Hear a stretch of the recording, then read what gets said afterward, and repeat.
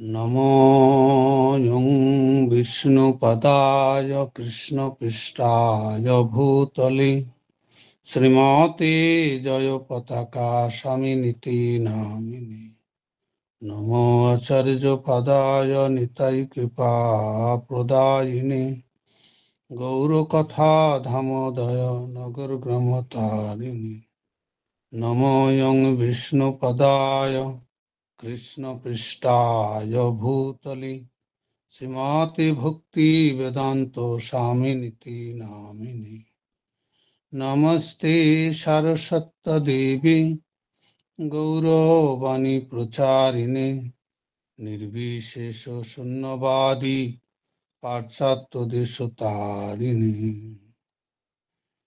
বঞ্চকল্পতরুভশ্চ কৃপা সিন্ধুভ্যৈব চ পতিতানাং পাবনেভ্যো বৈষ্ণবেভ্যো নমো নমঃ।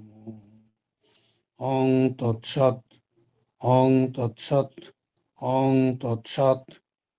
সুধী ভক্তমণ্ডলী, সবাইকে জানাই আমি দণ্ডবত প্রণতি নিবেদন। তো আজকে আমাদের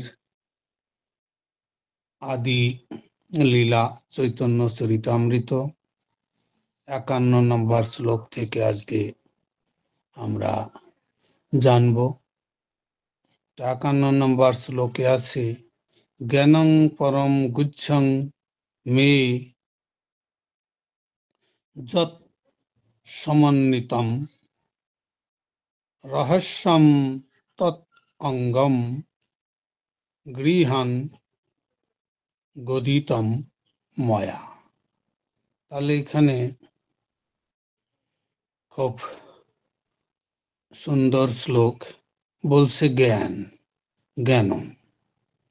তাহলে জ্ঞানটা দেখা যায় আমরা বিশেষ করে যে জ্ঞান থাকা বিশেষ প্রয়োজন। প্রতিটা জীবেরই জ্ঞান আছে, তার এই যে দেহটা দিয়েছে সেই দেহ পরিচালনা করার জন্য তার যে জ্ঞানের প্রয়োজন সেই জ্ঞানটা আছে।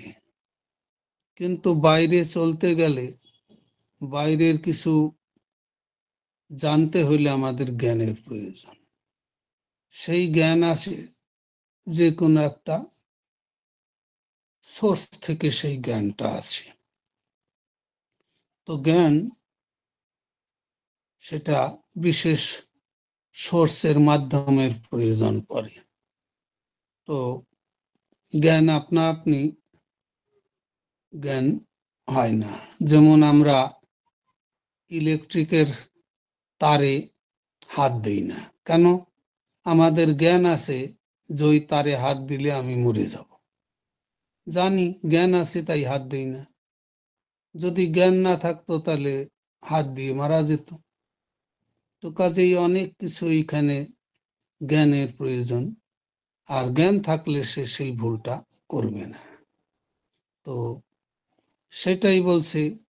তাহলে এই জড়জগতের সম্বন্ধে যে জ্ঞান, সেই জ্ঞান হলো জড়জগৎকে জানার জন্য, জড়জগতে বিশেষ পদ পজিশন নেওয়ার জন্য।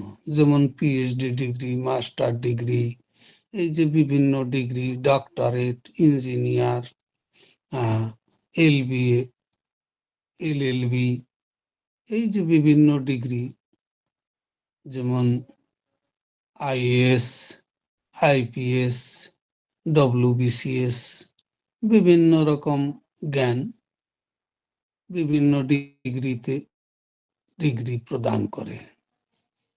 তো কাজেই জ্ঞানের বিশেষ প্রয়োজন।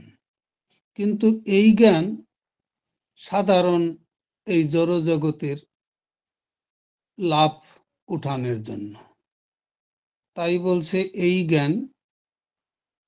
আর ভগবান যেটা বলছেন এখানে পরম জ্ঞান, লেখক এইখানে উল্লেখ করেছেন পরম জ্ঞান। পরম জ্ঞানটা হলো সেটা ভগবৎ সম্বন্ধীয় জ্ঞান, বাকি কোনো পরম জ্ঞান নাই। আমরা এই জ্ঞান আমরা অনেক কষ্টে উপার্জন করি জ্ঞান, 30-35 বছর চলে যায় জ্ঞান অর্জন করতে, আধা জীবন আমরা জ্ঞানের জন্য মেহনত করি, কিন্তু এই জ্ঞান 60 বছর হইলে আর কোনো মূল্য নাই, তাকে রিটায়ার দিয়ে দেবে সরকারও, ওই সার্টিফিকেট আর বিশেষ কাজ করবে না। তো কাজেই এগুলা পরম জ্ঞান নয়, এগুলা এই জারো জগতে ভোগ করার জন্য জ্ঞান। তো পরম জ্ঞানটা হলো গোপনীয়, গুহ্যম। বলছে এই পরম জ্ঞানটা হলো খুব গোপন, এই জ্ঞানটা গুপ্তভাবে থাকে, কারণ এই জ্ঞান যেই সেই দিতে পারে না। এই জ্ঞান কারা দিবেন? ভগবান বলছে আমার বিজ্ঞান এটা সবাই দিতে পারবে না। এই যে এই জ্ঞান হলো জড়জগৎকে জানা, জড়জগতের ঐশ্বর্য ভোগ করা, বিভিন্ন জড়জাগতিক ভোগ, এটাকে বলছে জ্ঞান। আর ভগবানকে জানা, ভগবৎ সম্বন্ধীয় জ্ঞান হলো পরম জ্ঞান। এবং যখন সে ভগবানকে জানে, ভগবানকে জানার যে জ্ঞান, সেটাকেই বলে বিজ্ঞান। আমরা এখানে বিজ্ঞান মানে বিশেষ রূপে জ্ঞান, সেটাকে বিজ্ঞান বলি, কিন্তু ভগবানকে জানার যে জ্ঞান, সেটা হলো প্রকৃত বিজ্ঞান। তো সেইটা এখানে বলছে যে ভগবানকে জানাই হলো একমাত্র বিজ্ঞান। সেই বিজ্ঞান কি? গোপনীয়, গোপন থাকে, যখন তখন সব সময় সেটা গুপ্ত অবস্থায় থাকে। সেটা একমাত্র ভগবান এসে প্রদান করেন, নাইলে ভগবানের প্রতিনিধি তারা এসে এই জ্ঞানটা আমাদের প্রদান করতে পারেন জগৎ জীবের জন্য। গুরুদেব বা ভগবান যেমন, তো সদ্গুরু তেমনি সাধারণ ব্যক্তি নন। উনি মনুষ্য আকার দেখা যায়, কিন্তু উনি প্রকৃতপক্ষে শরীর মনুষ্য থেকে মনুষ্য নন। উনি মনুষ্য কল্পনা করাও তার মহা অপরাধ হয়ে যাবে। তো তাই বলছে এটা খুব রহস্যপূর্ণ। এই জ্ঞানটা লাভ করতে হলে এটা খুব রহস্যপূর্ণ। সেই রহস্য উদ্ঘাটন একমাত্র ভগবান করেন, না হলে তার প্রতিনিধি ভগবান যাকে পাঠান সেই করতে পারেন, যেই সেই এটাকে, এই রহস্যকে উপলব্ধি করতে পারে না। তো তাই বলছে যে এই জ্ঞানটা খুব গোপন ভাবে থাকে। তো এটা বলছে ভগবান বলছে একমাত্র আমার দ্বারা এই জ্ঞান আমি প্রদান করতে পারি, যেমন অর্জুনকে করেছিলাম। তাছাড়া আমার আচার্যবর্গ যারা আমার আদেশে যান তারা করতে পারেন। এইটা রহস্যপূর্ণ বিজ্ঞান। আর আমরা 52 নাম্বার শ্লোক আবৃত্তি করব। তো বলছে যাবান অহম যথা ভাব যত রূপ গুণকর্মক তথা এব তত্ত্ববিজ্ঞানম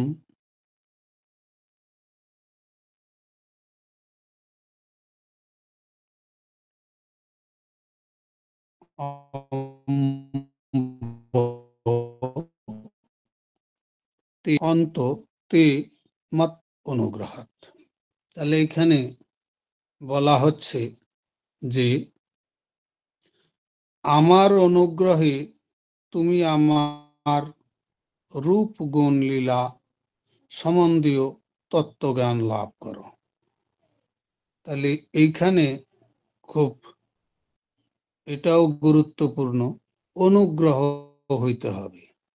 যদি কারো অনুগ্রহ না থাকে তাহলে ভগবানকে অনুশীলনও করা যায় না, ভগবানের রূপ, গুণ, লীলা এইসব আস্বাদনও করা সম্ভব নয়।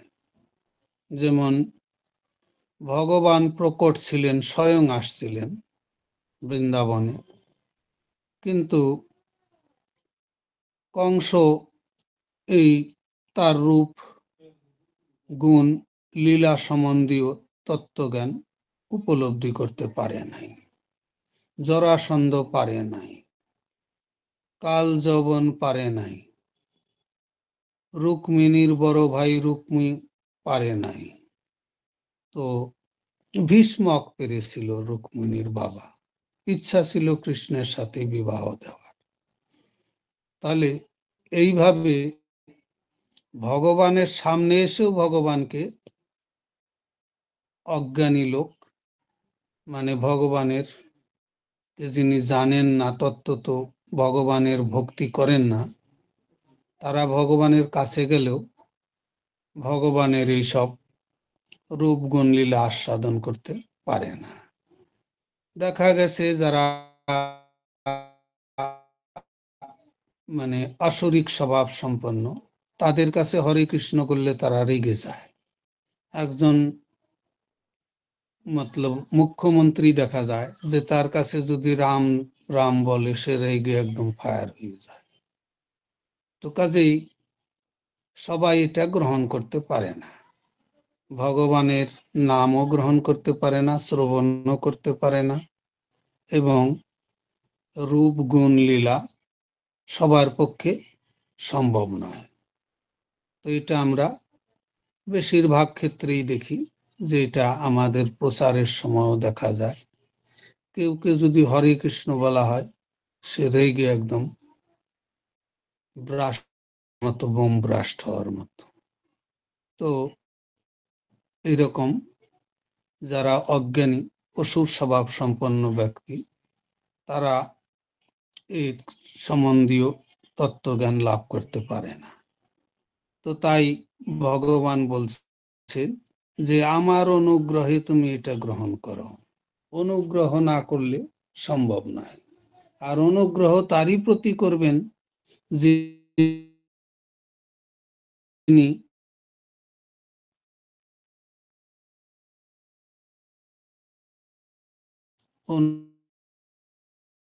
অনুগ্রহের দেখে সেটা আহার করতেন। দেখলো যে পোস্ট অফিসে লেটার পোস্ট করে দিল একটা লাল বক্স।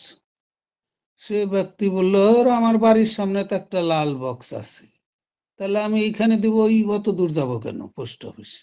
সে তার বাড়ির সামনে লাল বক্সে লেটার পোস্ট করে দিল। তো যেটা যিনি জানেন পোস্ট অফিস সম্বন্ধে, সে তো জায়গা মতো করলো। আর একজন দেখা দেখি সে কি করলো, লাল বক্স দেখে পোস্ট করে দিল, ওইটা কোথাও যাবে না, কারণ ওইটা সরকারি অনুমোদন প্রাপ্ত বা পোস্ট অফিস অনুমোদিত বক্স নয়, খালি লাল হইলেই হয় না। তো তাই ওইটা গার্বেজও হইতে পারে, তো ওইটা ওইখানেই নষ্ট হয়ে যাবে, ওইটার কোনো নিশানাও থাকবে না।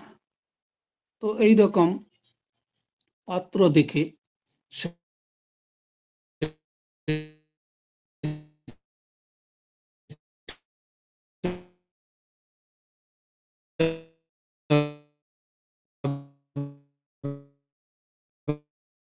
ব্যবহার পাত্র আছে, সেই পাত্রে আবার অন্যরকম।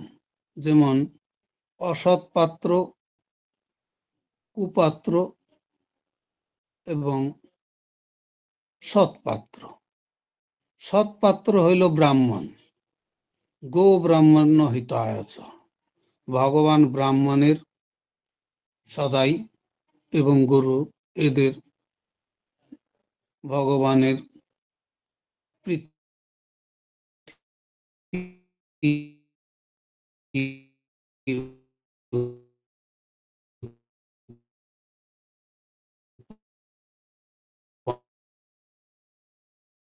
অন্য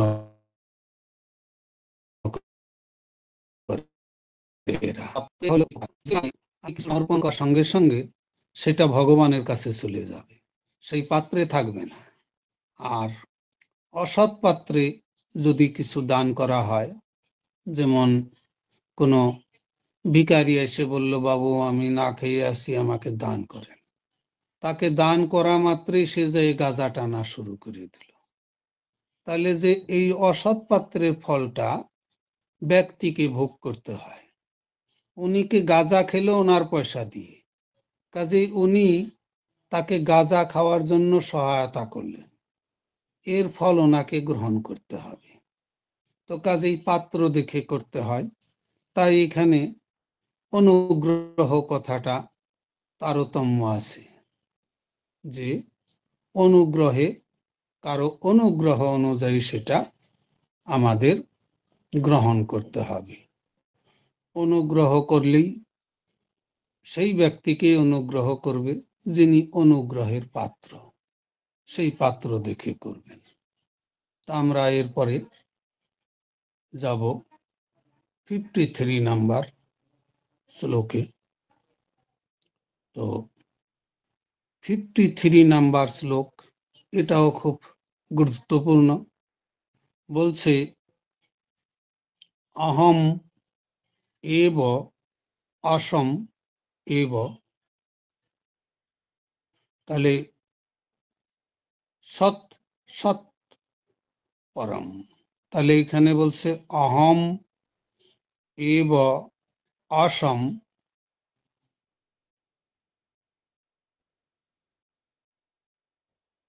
এব অগ্রে যৎ সৎ সৎ পরম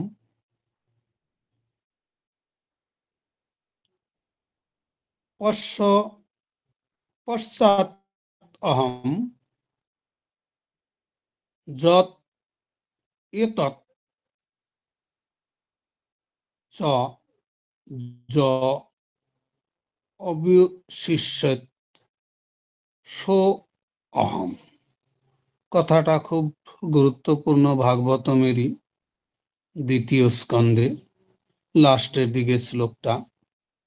তো এটা ভগবান ব্রহ্মাকে বলছেন, সেটা আমরা অনুবাদ করব যে সৃষ্টির পূর্বে কেবল আমিই ছিলাম, এবং সৎ অসৎ অনির্বচনীয় নির্বিশেষ ব্রহ্ম পর্যন্ত কোনো কিছুরই অস্তিত্ব ছিল না। সৃষ্টির পরে এ সমুদয় স্বরূপে আমি বিরাজ করি, এবং প্রলয়ের পর আমি কেবল অবশিষ্ট থাকব। তাহলে এইখানে কথাটা খুব গুরুত্বপূর্ণ। বলছে, ভগবান বলছে অহম, মানে আমি পরমেশ্বর ভগবান। ভগবান বলছে, ভগবান উনি অবশ্যই, উনি পূর্বেও ছিলেন, বর্তমানেও আছেন, ভবিষ্যতেও থাকবেন। এমনকি সৃষ্টি ধ্বংস হয়ে গেলেও একমাত্র ভগবানই থাকবেন। তাহলে ভগবান এখানে তার বিস্তার সম্বন্ধে দেখা যায় যে ভগবান এখানে কিভাবে বিস্তার করেছেন সৃষ্টি। ভগবান সমগ্র অনন্ত কোটি ব্রহ্মাণ্ড তৈরি করেছেন। তৈরি করার পরে উনি বিভিন্ন ভাবে এই জড়জগতে অংশের মাধ্যমে পরিচালনা করছেন। যেমন ভগবানের প্রকাশ বলরাম, বলরামের 4 ভাগ, বাসুদেব, প্রদ্যুম্ন, অনিরুদ্ধ, সংকর্ষণ।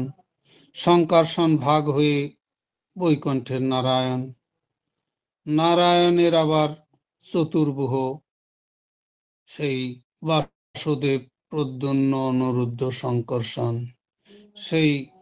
এই নারায়ণের সংকর্ষণকে বলা হয় মহাসংকর্ষণ। এই মহাসংকর্ষণেরই ভাগ হইল মহাবিষ্ণু। মহাবিষ্ণুর ভাগ হলেন কারণদক্ষাই, গর্ভদক্ষাই, ক্ষীরদক্ষাই বিষ্ণু। এইভাবে পুরুষ অবতার পরমাত্মা রূপে উনি সবার হৃদয়ে আছেন। তো ভগবান এইভাবে সমগ্র জীবের হৃদয়ে নিবাস করছেন, প্রতিটা জীবকে পরিচালনা করছেন, প্রতিটা জীবের কি প্রয়োজনীয় সেটা সরবরাহ করছেন, এবং ভগবান কে কি চান, কার হৃদয়ে কার কি চাওয়া পাওয়া সেটাও পূর্ণ করেন। এইভাবে ভগবান সমগ্র জগতে ব্যপ্ত আছেন। আবার উনি কোনো কোনো সময় লীলা অবতার রূপে আসেন, তখন এই সব ভগবানের মধ্যে অবস্থান করে। কারণ পূর্ণ যদি আসে তাহলে অংশ কি আর পূর্ণ আলাদা থাকতে চায়? সঙ্গে সঙ্গে পূর্ণর সাথে যুক্ত হবে। আমার হাত যদি আলাদা থাকে তাহলে তো দুঃখ পাবে, কষ্ট পাবে। আর এই হাত আমার শরীরের সাথে যুক্ত আছে বলে সে সুখে আছে।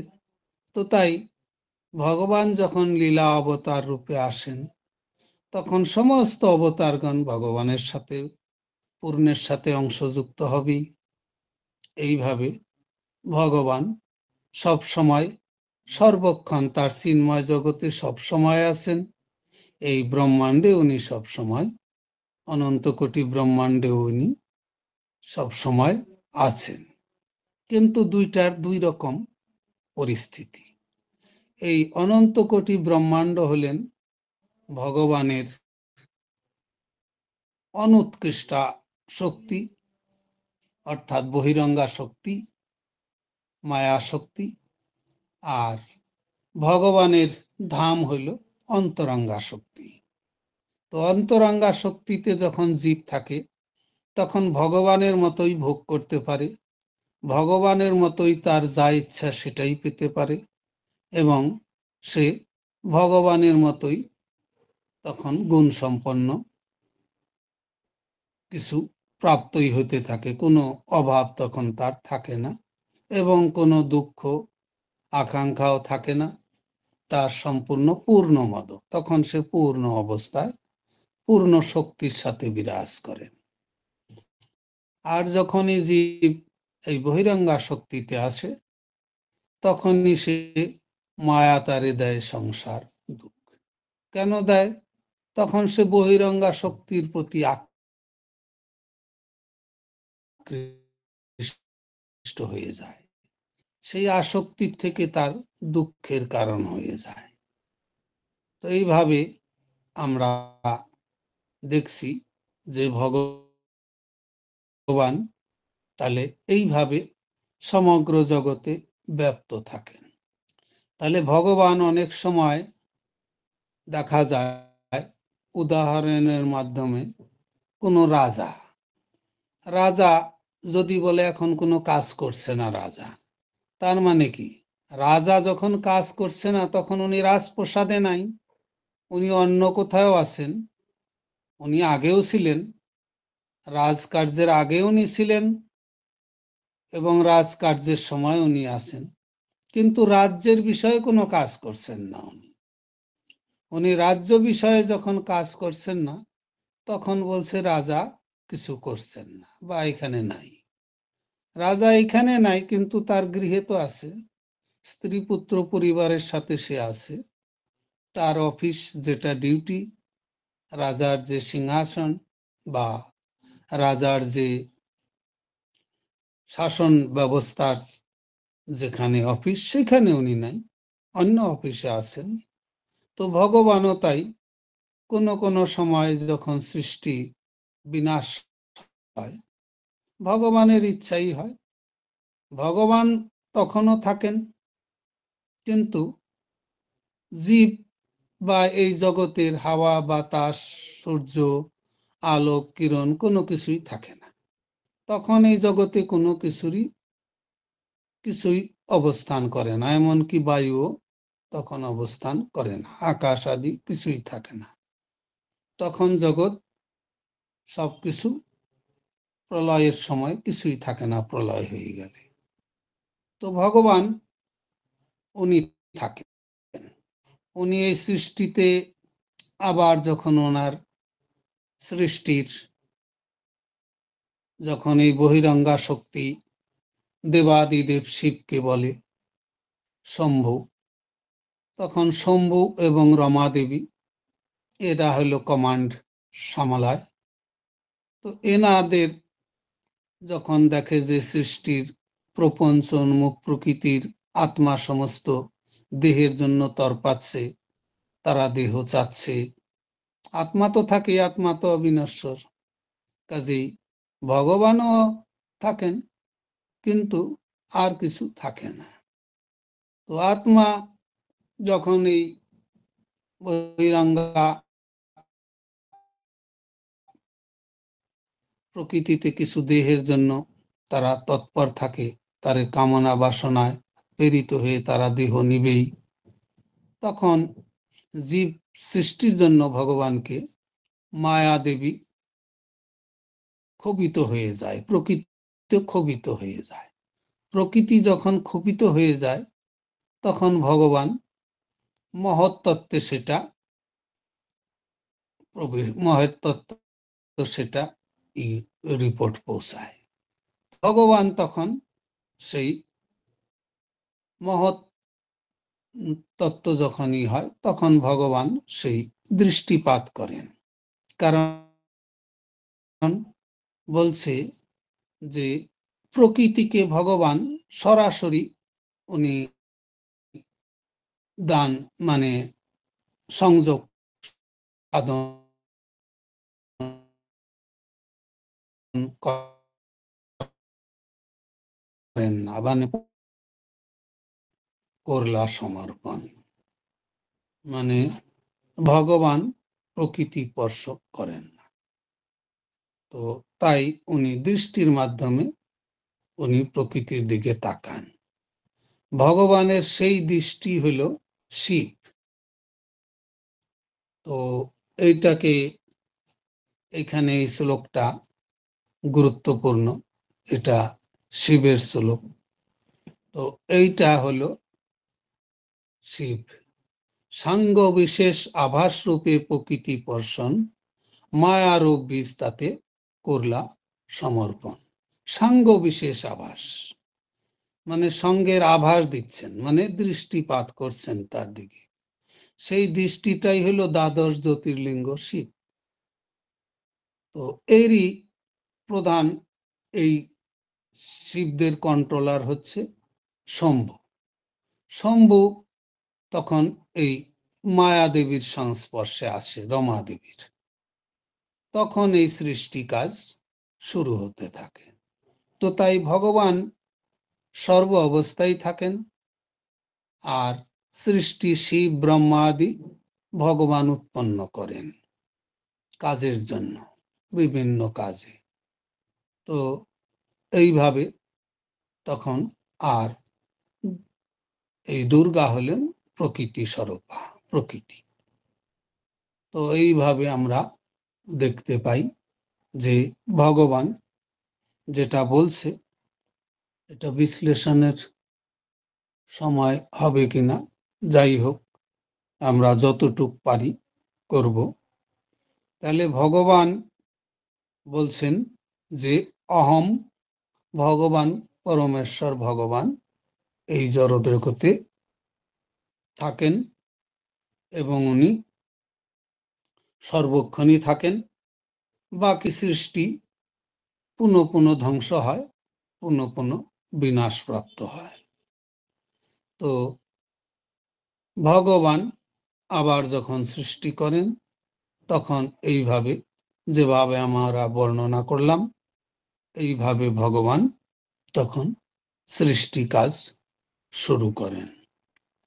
এইভাবে এখানে খুব গুরুত্বপূর্ণ শ্লোকটা বলছে, এই জগৎ ধ্বংস হওয়ার পরে অবশিষ্টতে, অবিশিষ্যতে, অবশিষ্যেত মানে অবশিষ্ট থাকে।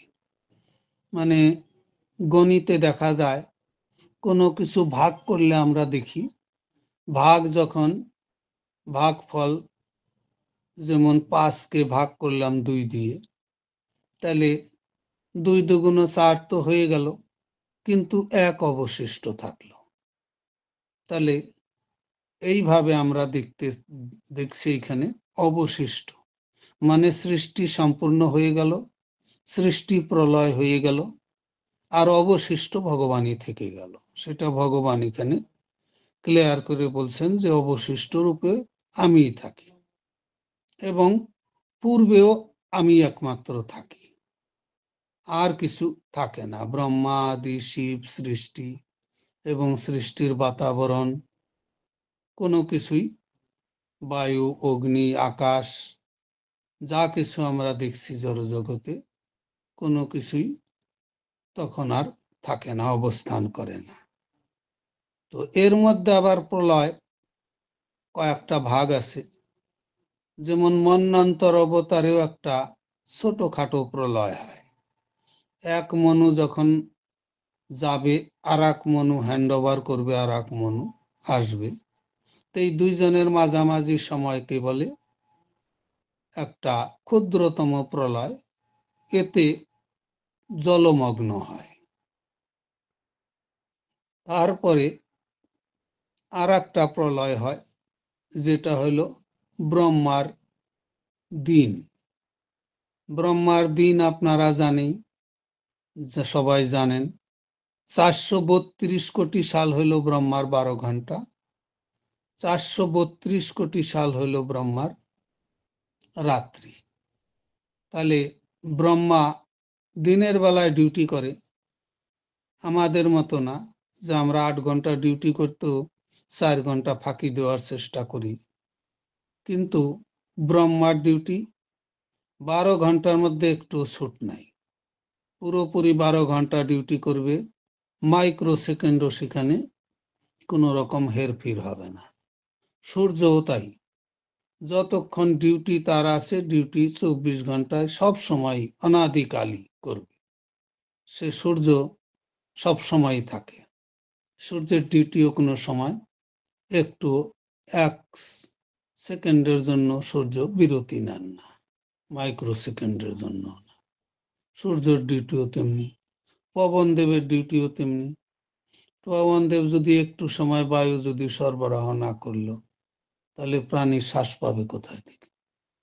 তো কাজেই এখানে পবনদেব, কাজেই দেবতাদের যার যেটা ডিউটি তারা অ্যাজ ইট ইজ করছে, কোনো রেস্ট নিচ্ছে না। ব্রহ্মাও কোনো রেস্ট নিচ্ছে না। ব্রহ্মার যখন রাত্রি হবে তখন অফিস বন্ধ করে উনি ওনার অফিস, আপনারা জানেন, সাতখম্বী নগরী এবং এনার রাজধানী সাতখম্বী নগরী সুমেরু পর্বতের উপর। আর ওনার লোক হইল সত্যলোক, আর ওনার রেসিডেন্স হইল দক্ষিণাবর্ত গ্রহে।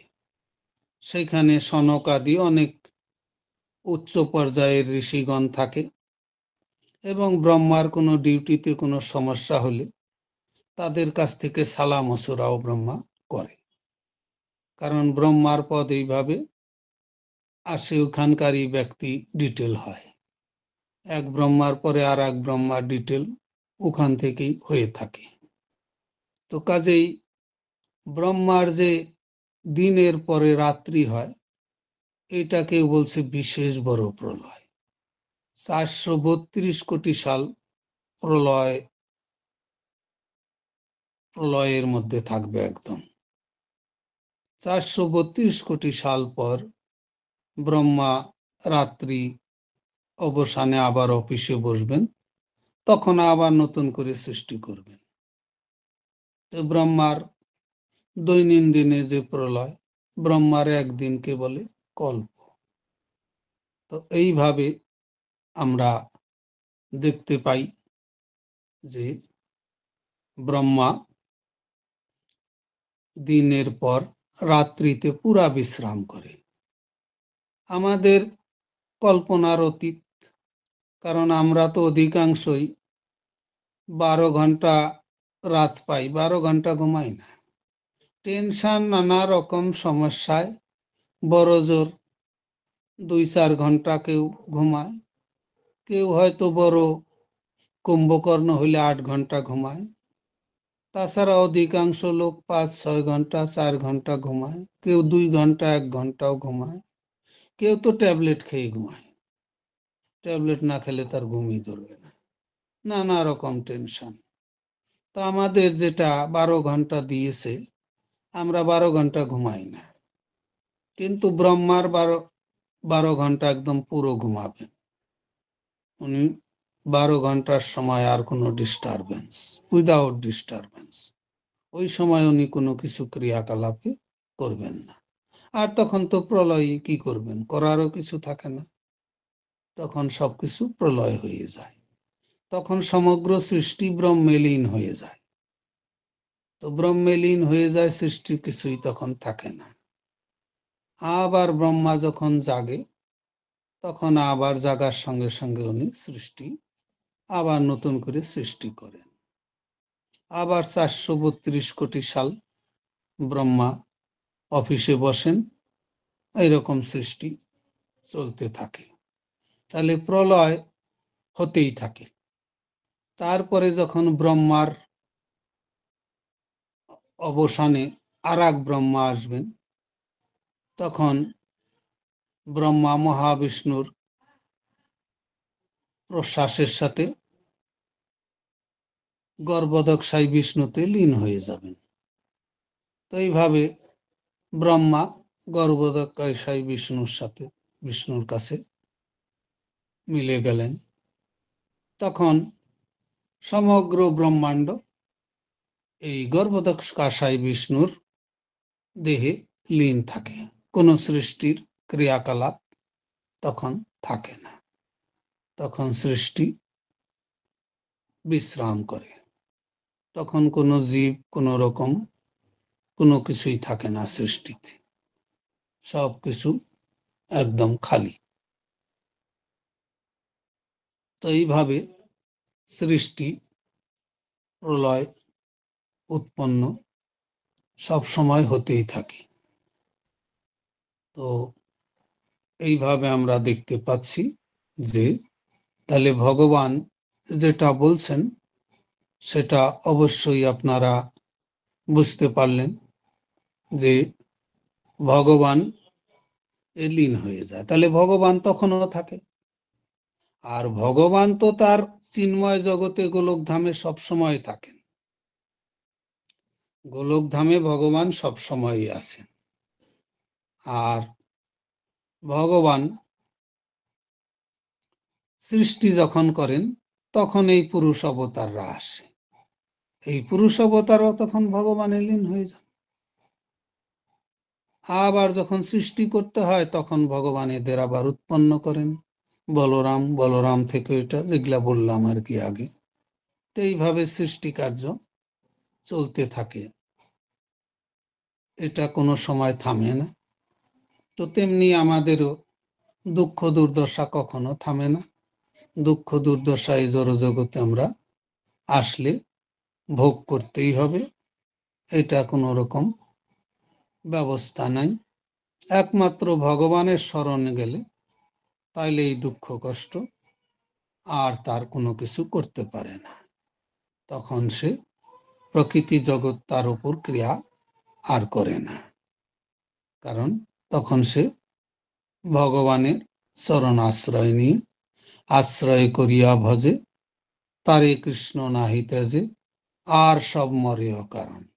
বাকি কৃষ্ণ ভজনা ছাড়া এই জীবের কোনো কুল কিনারা নাই, তারা অকারণেই মরবে, তাদের কোনো অস্তিত্ব থাকবে না। কোনো সময় মাটি, পাহাড়, পাথর, পর্বত, পৃথিবী হয়ে থাকবে, ব্রহ্মাণ্ড উপাদানের সাথে তাদের আত্মা সেইখানে যুক্ত থাকবে। আবার কখনো ব্রহ্মার সময় এরকম হবে, কখনো মন্বন্তরের সময় এরকম হবে। তো তাদের আর সব মরে অকারণ। আর যারা কৃষ্ণচরণে আশ্রয় নিয়েছেন তারা একমাত্র বুদ্ধিমান, তারা, তাদের আর কোনো কিছুর কারণ নাই, তাদের কারণ একমাত্র ভগবান। ভগবানের অধ্যক্ষতায়, ভগবানের কৃপায় তারা পরম আনন্দে যেখানে যায় সেখানেই আনন্দে থাকেন। তো তাই এখানে জীব এর ক্ষেত্রে খুব সুন্দর শ্লোক আছে, সময় নাই।